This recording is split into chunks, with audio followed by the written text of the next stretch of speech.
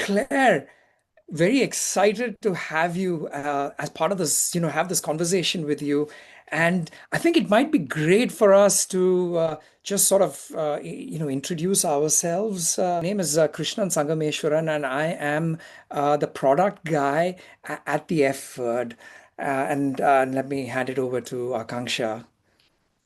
I'm Akanksha and in product marketing. And I've recently started a community initiative with a bunch of global designers with the effort as well. So I'm Clare Tattersall. I'm the founder and CEO of Digital Fashion Week. So I'm just really excited to be here to talk to you about fashion, the digitalization of fashion, and learn more about what's going on at the F Word too. Fantastic, Claire. So, Claire, tell us how you got into fashion. I know you've got a long storied career in this vertical in the space. How did it all come about? So I began in digital fashion in 2009. I started a company called Thunder Lily. Our goal was sketch to launch in 24 hours at zero cost.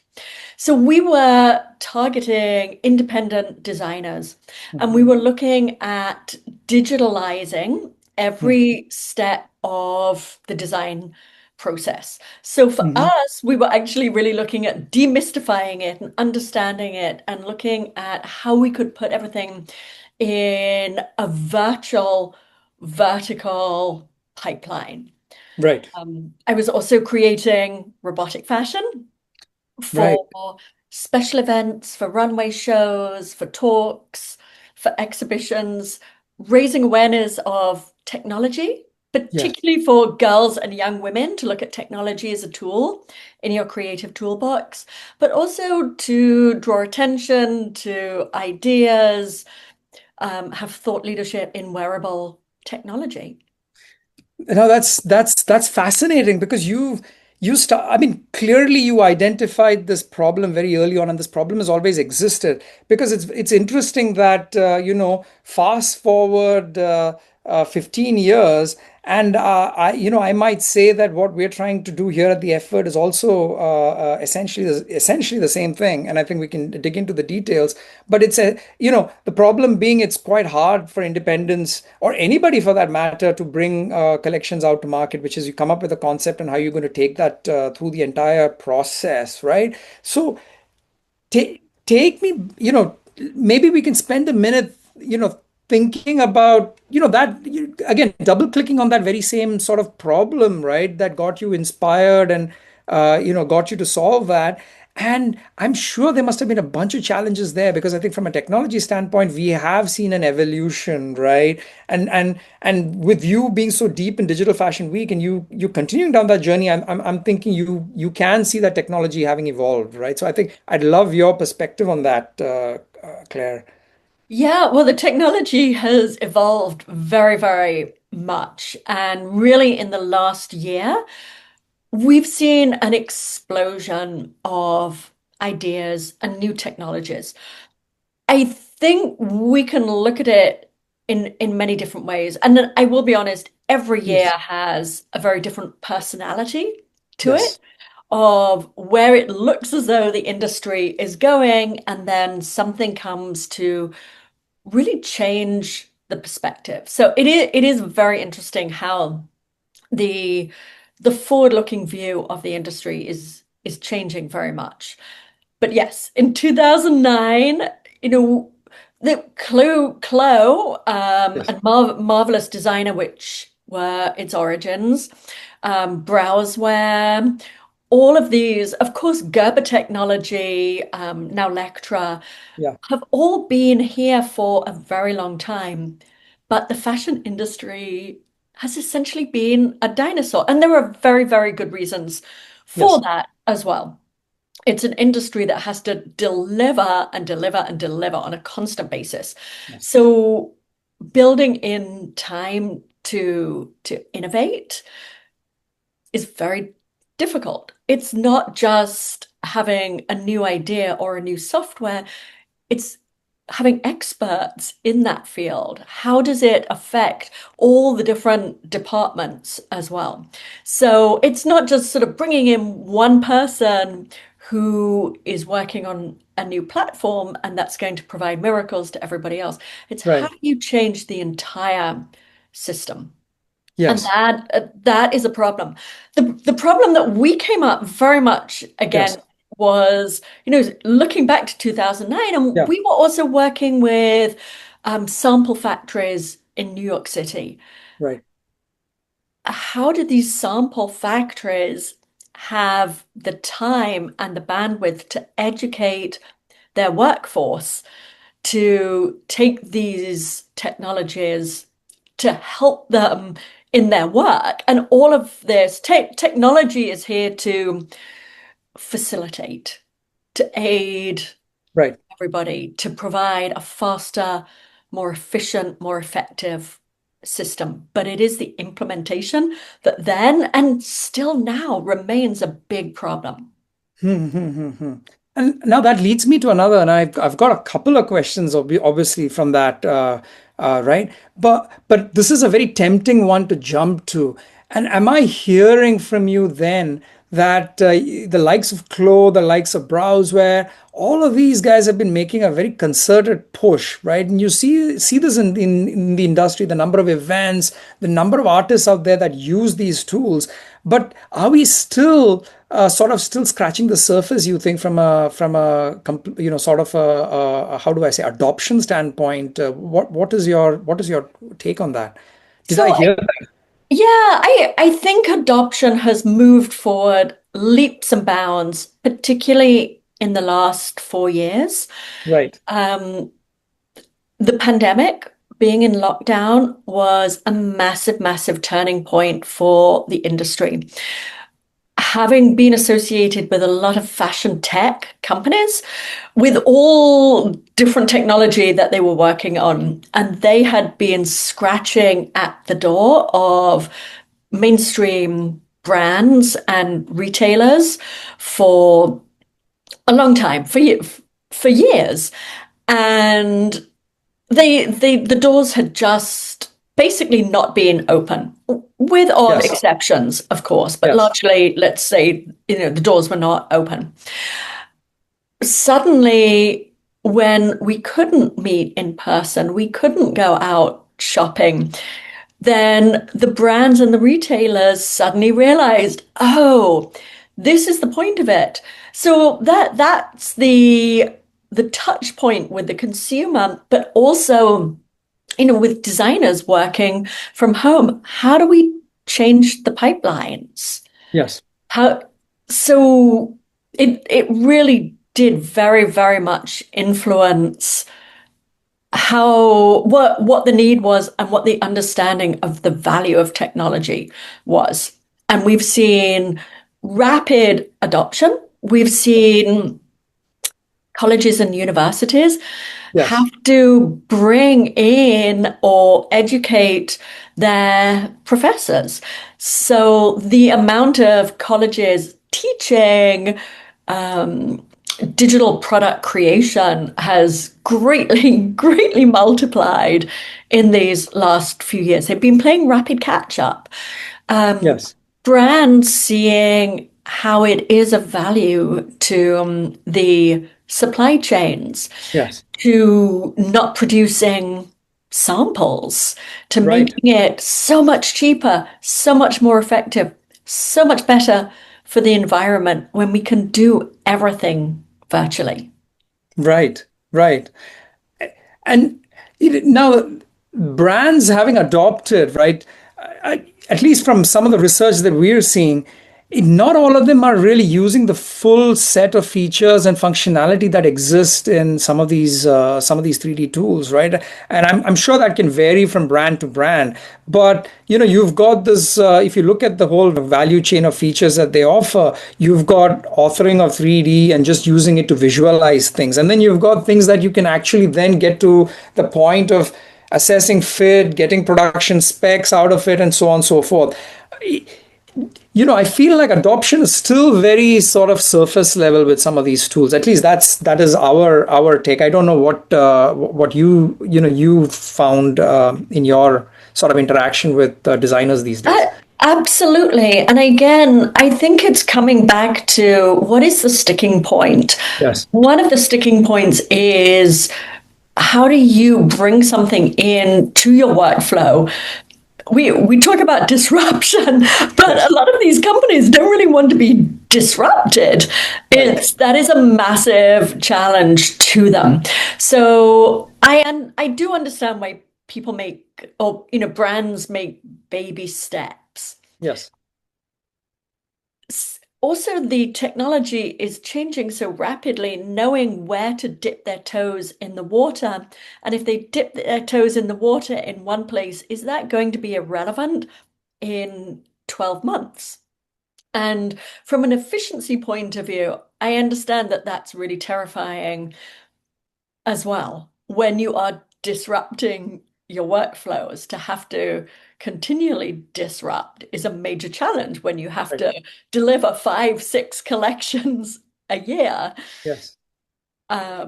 So those are essential challenges. Having people that you can employ to do all of these different jobs as well. Yes. I mean, we do see companies that are very successful with this when they have made the step into Yes. it. The the outcomes and the benefits are really far-reaching. We had at September, we Hmm. had Brandon Keeney from Tapestry. So he's designing for Coach and Kate Spade. He's the senior digital designer. Amazing speaker, amazing creative. And he's so inspiring when you hear his journey and the work that he's done with digital product creation and how he has influenced really the entire company until the product reaches the consumer, how it's Right. affecting Yeah. the production process, the sales and marketing process. There are far-reaching opportunities, but it's not always easy for a brand to see these from the start. I think, as you said, they're not using all the tools possible. Yes. I think the breadth of tools is so enormously Yes. broad. It is a matter of choosing what is relevant Right. to the brand and what is possible for them to adopt and adapt to. When you said, brands have to choose something relevant based on um, what their end goal is with this process. I've seen a lot of upcoming indie brands, or like independent designers for that matter, uh, get really overwhelmed by the amount of information that's out there, by the number of tools that are out there, right? If some indie brand were to ask you, where do we take that first step? We do want to keep up with this competition that's around us.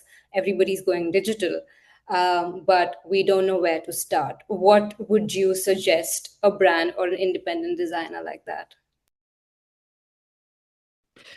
So, with independent brands, what I always advise is look at what is your business model? What is your business plan?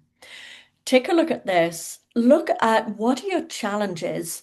What are the gaps in your processes? And how do you want to solve these? So there is no one size fits all. Each brand has different values, a different mission, different tools, different materials, different consumers. So, for example, if one brand wants to reach their audience very much in virtual worlds, then you're going to have one set of solutions for them. But if you have a very traditional brand that has had sort of the same customer base for decades, that's not necessarily going to be the same place where they want to reach their consumers. So you're going you're going to recommend to them to take a completely different route. Something I do think is of value to everybody is digital product creation. Mhm. How you're designing. When I started my previous design company, Thunder Lily, we were designing for these independent designers to look at how, when they created something digitally, they can create their basic markers or blocks, and they can go from there. The traditional way of designing with paper and pencil or with draping,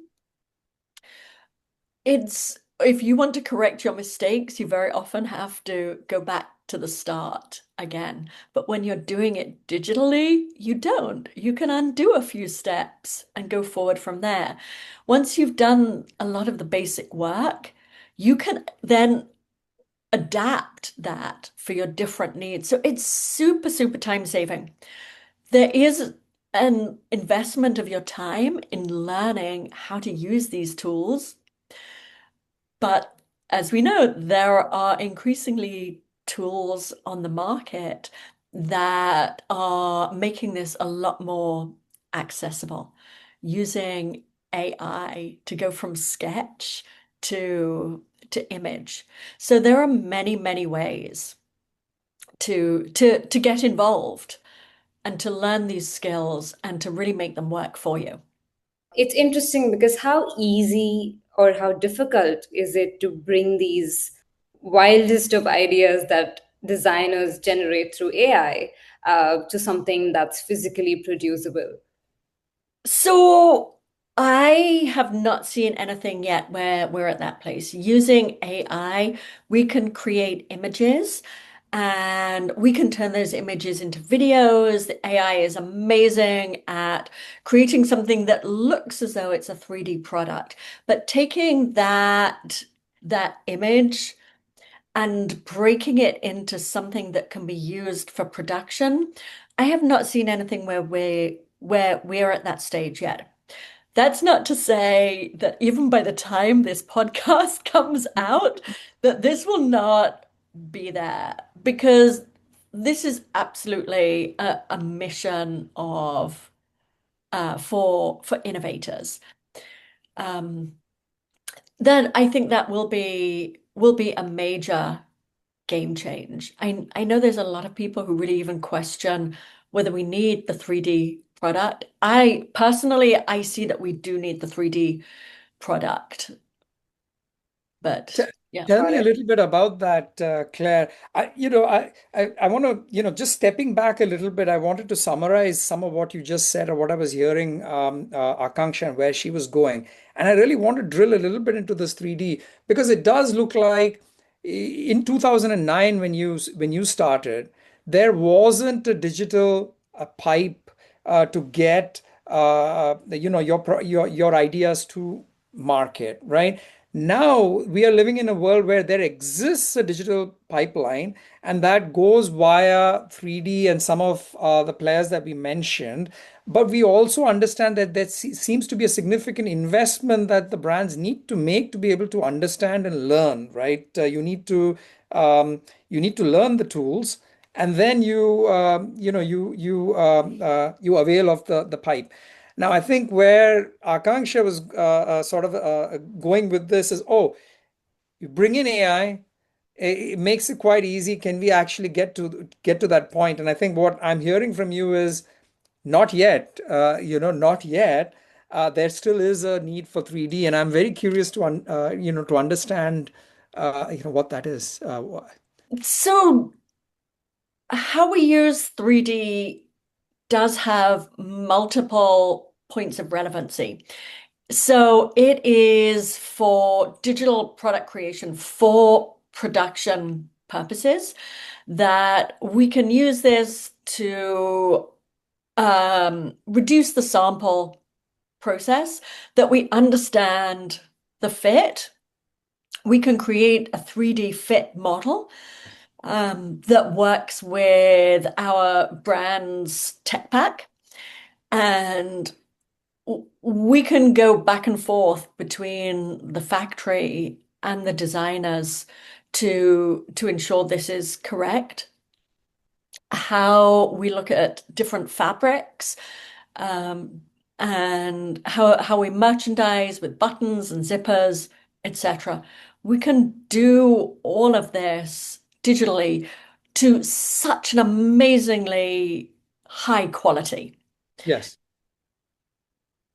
We also have the use of digital assets in a broader sense in the gaming industry. We also have, aside from the product creation, how we can use digital assets to understand how it fits on the consumer. We still don't have excellent virtual try-on. Yes. We have virtual try-on, and there's a really, really exciting range of this, but it's still not at the point where we're really solving a problem. Right. Not fully. Yes. Yes, that's a great, level of detail there, Claire. And if I were to summarize, I think what essentially, we understand is that AI is not there yet with geometry and physics, really, right? You still need to be in 3D to be able to represent the geometry accurately. You still need to be in 3D to be able to simulate the physics accurately. And I think it's here to stay for a while until AI figures it out at some point. But this So is the I love that you raised the topic of geometry and physics because that's what fashion design is. Fashion design is engineering for a very complicated form. yes, It's a form that varies from subject to subject very much, and we have to find a way to generalize with this. But yeah, fit and virtual try-on is very complicated. Physics and geometry is how we take 2D objects and we fit them to the 3D body. indeed, But what we don't have with AI yet is how we take apart something that we've generated from text or a sketch, how we take that apart, how we can adapt it, how can we make sure it fits perfectly. We can put it on AI generated models and it's going to look absolutely beautiful.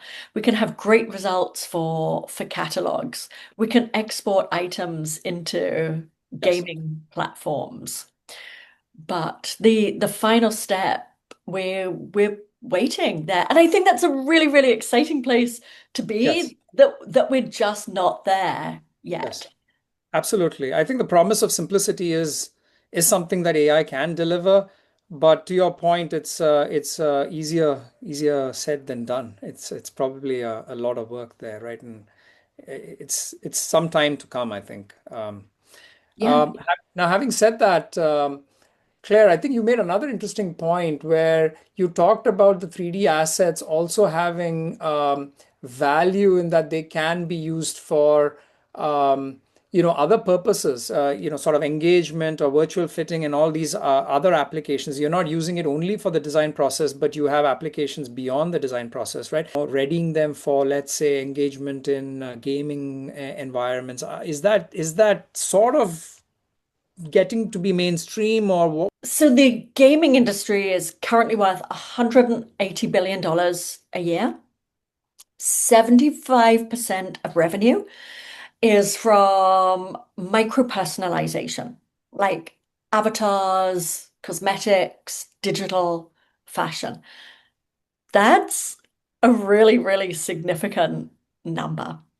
That tells you that there is a market for designers in this micro-personalization of your avatar.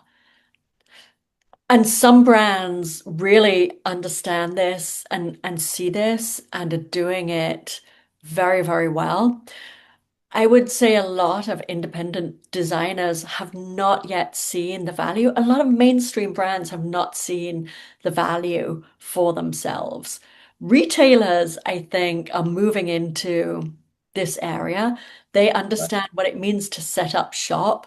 It's an Right. amazing way to share your values as a Yes. brand, your vision as a brand. You don't even need your own game. Having your own game is one thing. Having your assets in there, you can very much tell the story of who you are as a brand. And micro personalization on a mass scale can be very, very beneficial. Mhm. Claire, would you say digital product creation is going to be a new default and physical sampling can be an exception in the future, like how DPC is an exception right now? Would you say that shift is needed, or would you say it's still okay if it's an exception? I think that shift is very, very much needed. When you create a digital product, you're creating essentially a language that you can use through many other processes.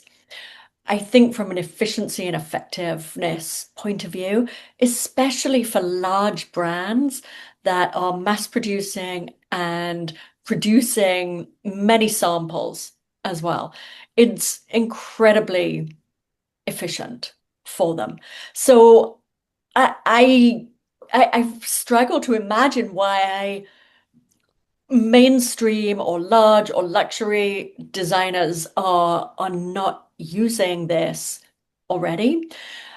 I think it would greatly benefit independent designers, no matter how large or how small, to really adopt these technologies as well. They're only incredibly helpful to them. So, Claire, tell me about Digital Fashion Week. Now, it seems, your progression after you finished with, uh, your startup, Thunder Lily. Is that right? Now, after you finished with that, what led you to, or tell us about how you got into what you're doing now, and tell us a little bit about Digital Fashion Week. We'd love to understand from your, words. Obviously, we've been involved in it as well. If you remember, we were down in New York, and then Akanksha was down there I think was it London a year ago. But we'd love to, to understand in your words what it is that mission was when you started it, the problem statement, and then what it is today and how that's evolved. Well, I was running Thunderlily and creating wearable technology for runways and looking at curating a tech night for a company for the runway. And I didn't want to do something on a rooftop and put it on YouTube. And I thought we can use technology to really show technology in a richer way. So I found these templated XR sites that were designed for artists to have art galleries. And I used these, and I had one for wearable technology, one for digital technology, and one for technology itself. I always wanted to put technology in the same place as creativity. Technology is a creative tool. Um, so looking at doing this and putting it together, and we had such a great response, I decided to launch Digital Fashion Week. So the mission was always from the start to provide thought leadership Hmm. and bring together innovators and creatives and create something new. Always looking at what are the possibilities that we can create when we put people together. Sometimes people would seemingly be at odds with each other, but how do you put them together and create something new and vibrant and ultimately disruptive? And have you been, I'm sure as you've gone along, you've been at sort of the forefront in many ways, right? So you're looking at tech before the tech is even mainstream because you're doing it at Digital Fashion Week.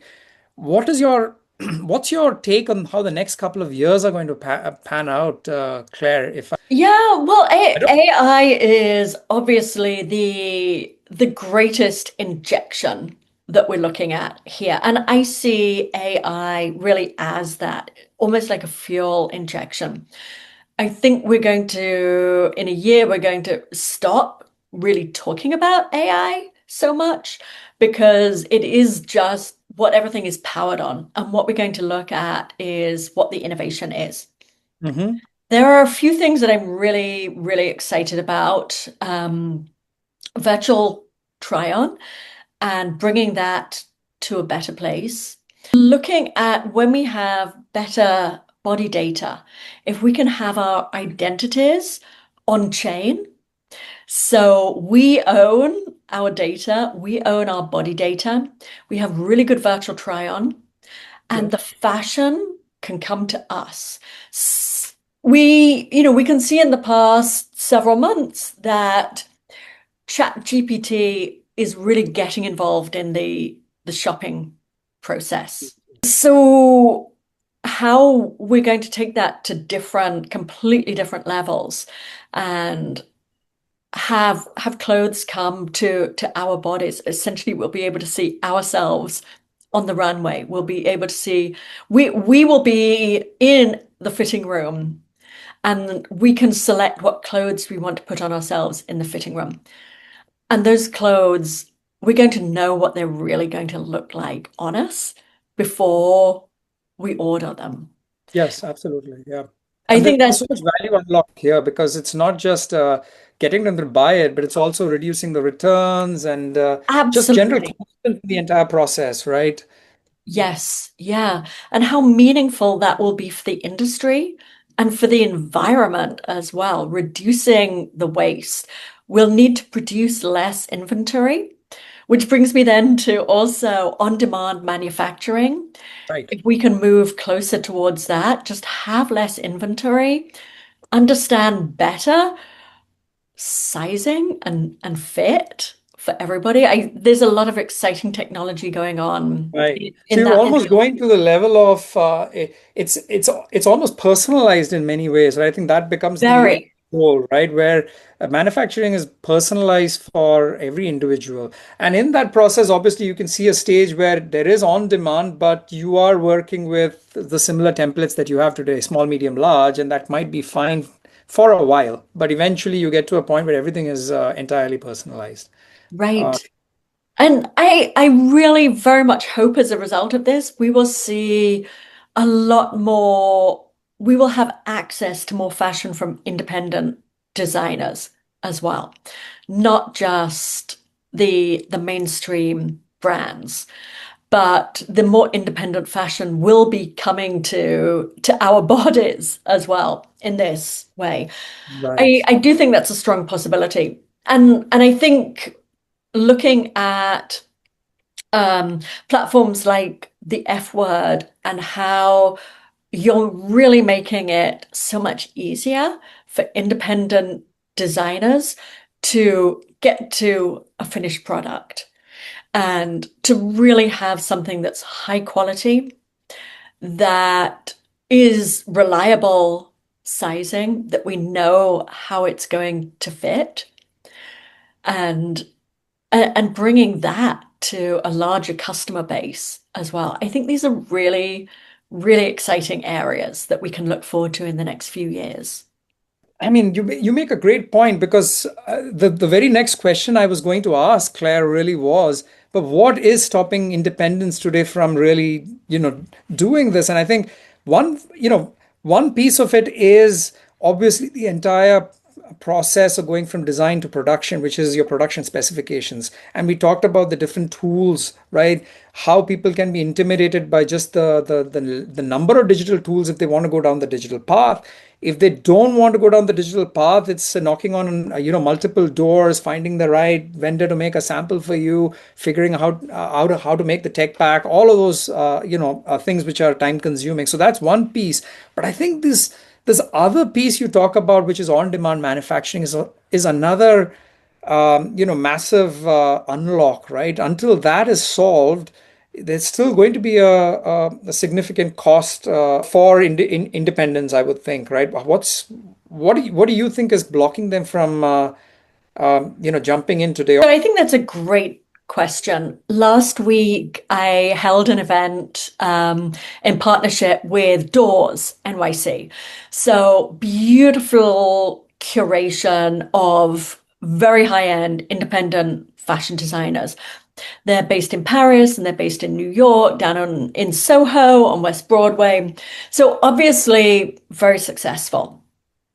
They work with many, many designers, and it was really interesting to actually have their point of view because they are at the touch point with all these independent designers, and they see a big sticking point as lack of resources, lack of time, often it's a team of one, of two, of three.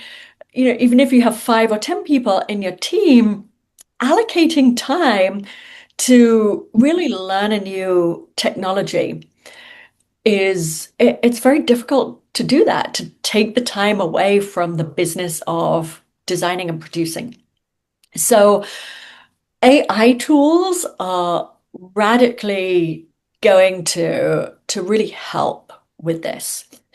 It's not going to reduce the quality, but it's going to expedite the process for talented designers to get to their end game.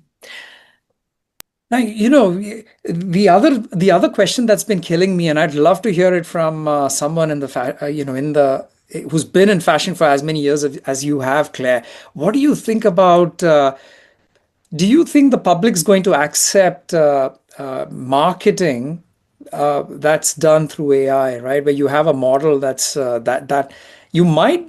Well, I mean, you'll get to a point where you wouldn't know if it was a real person or an AI generated. But what is your take on how the end customer is going to perceive this? Well, I think we see a lot of that already. We see a lot of AI generated images. Maybe we'll reach burnout on that. Maybe we won't. I think we are turning a corner already. Photographers, the role of a photographer can be changing as well. And the role of a photographer is not always to stand behind a handheld camera, but it's to know what images you're dealing with and how to create something at the end. And I think a photographer has an eye that other people don't. The same as a designer knows how to create, a photographer knows how to create a composition, knows how to tell a story. It is the human that is driving this, that creates something that's really, really good. Yeah, that's a great example, yes. Yeah, I don't see this as leveling the playing field, that everyone can create something good, because there is good and then there's great.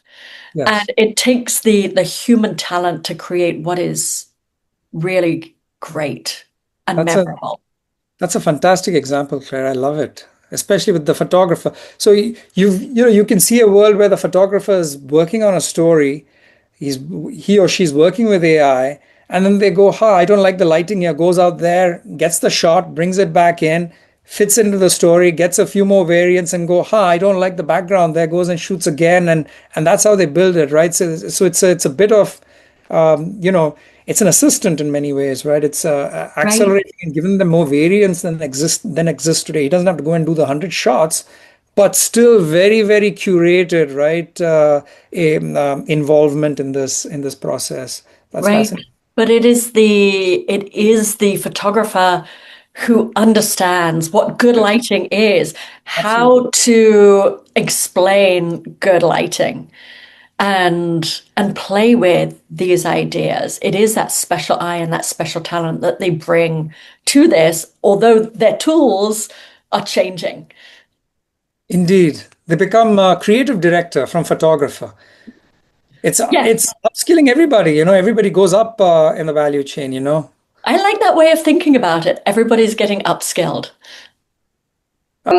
Claire, as you know, we now have a community running on Instagram.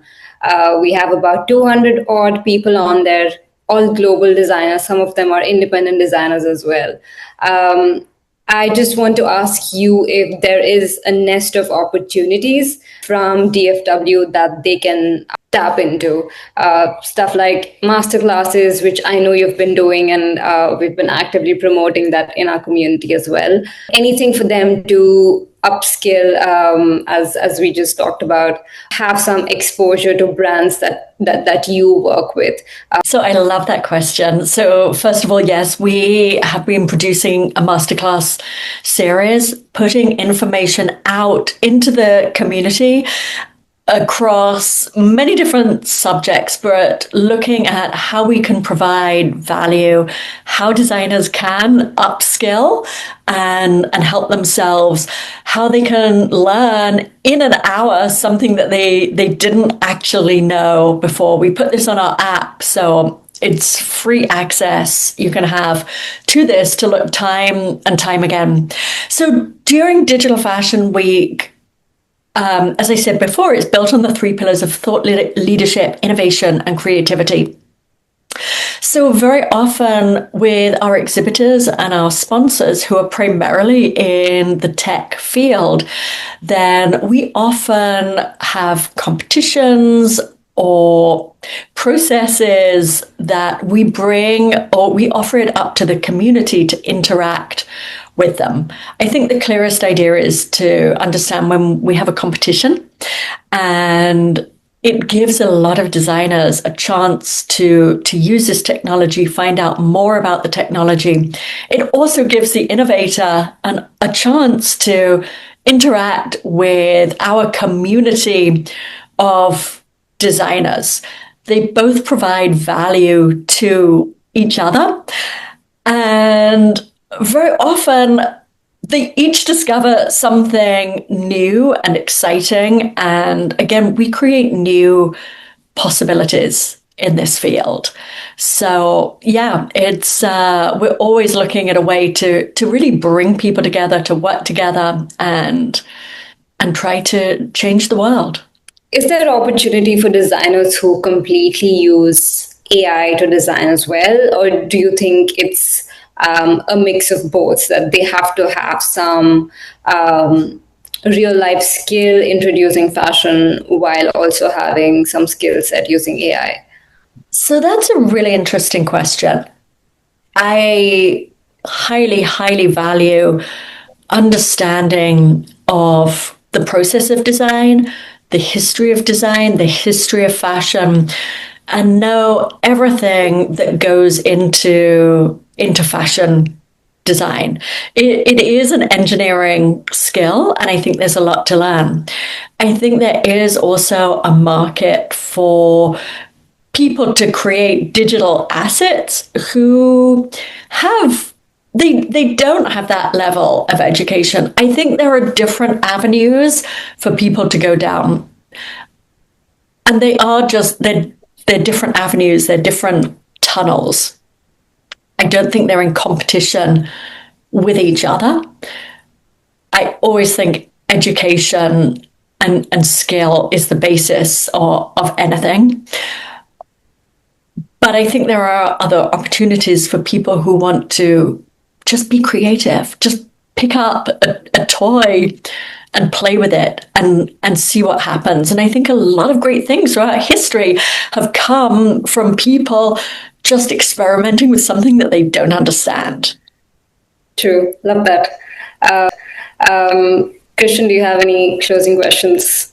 No, I think that was it was. Thank you so much, Claire. Really Thank you. appreciate Lovely it, Claire. talking to you. We'll talk to you soon. Bye-bye. Bye.